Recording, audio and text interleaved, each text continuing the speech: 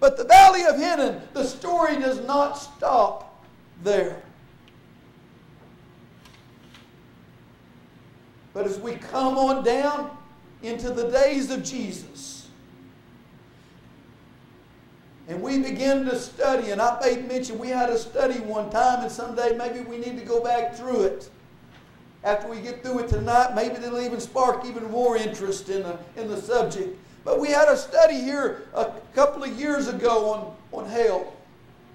And as we began the study, I pointed out in the study that the word hell was taken from several different Greek words, but every time it was translated as hell. One of the words was Hades. And we find that when Jesus went down into death, hell, and the grave, that he didn't go down into a fiery burning hell like we oftentimes think about, but that word hell was taken from Hades, or it simply means the grave.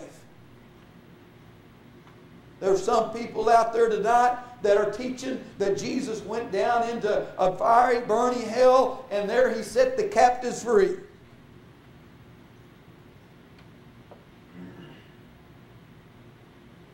We wonder oftentimes where purgatory comes from. Well, people have tried to hang on to that message of purgatory, and they think that they're free of the teachings of the Roman Catholic Church. I want you to know that some people are far from being free from it. But that word hell is simply translated from the word Hades, and that means the grave. So when Jesus went down into death, hell, and the grave, he went down into the grave, and he laid there 3 days. And there in Abraham, what was called Abraham's bosom, the place where the righteous slept, he set those that it had been honored and was fulfilled and stayed with. They followed after the law, those that were obedient to the law, those that were in the grave, he set free from the grave.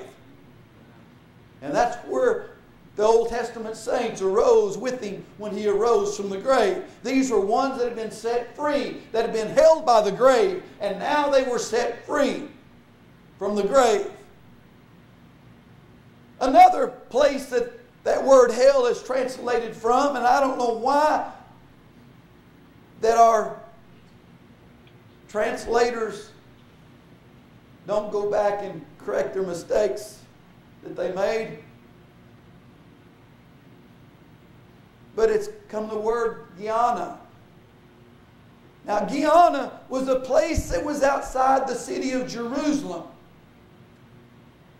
And there the fires burned continuously. Why did the fires burn continuously? This was a place, we'll get back to that in a second, why they burned continuously.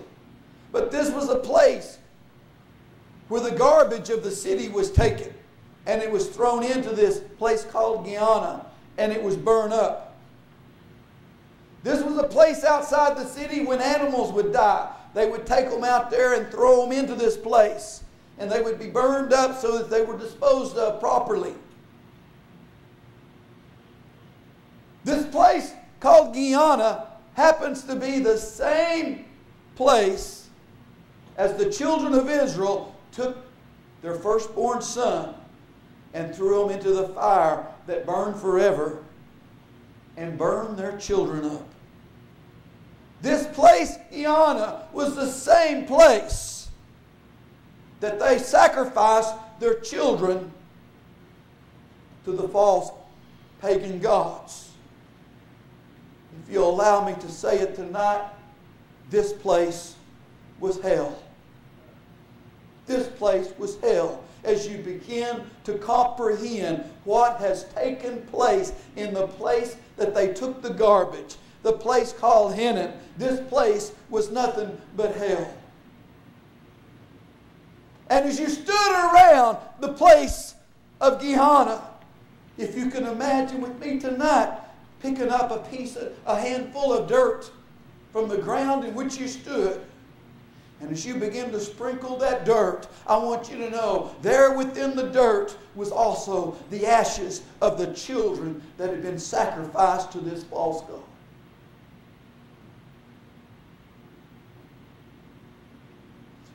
So I began to think about the valley of Hennom,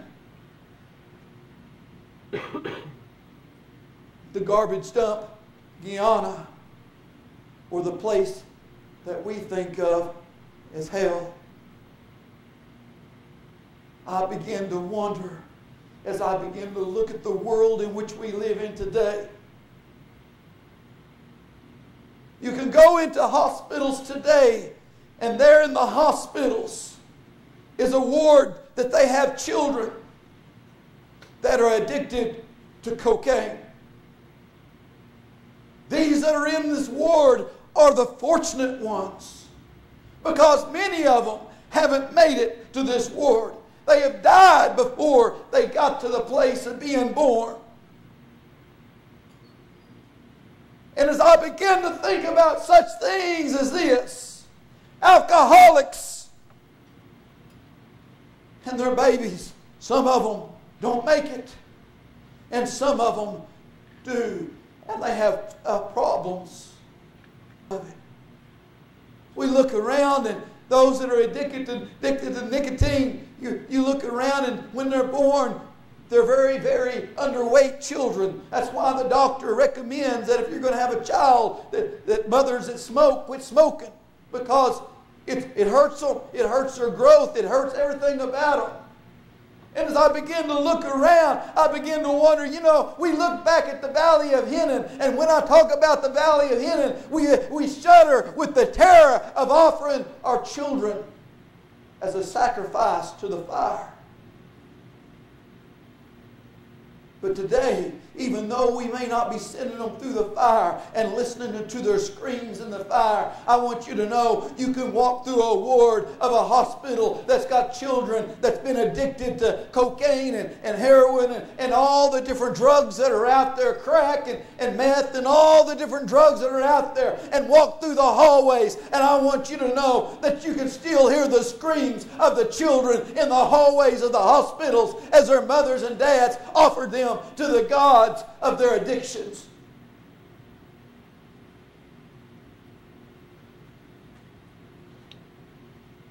But yet, today, we're a civilized country.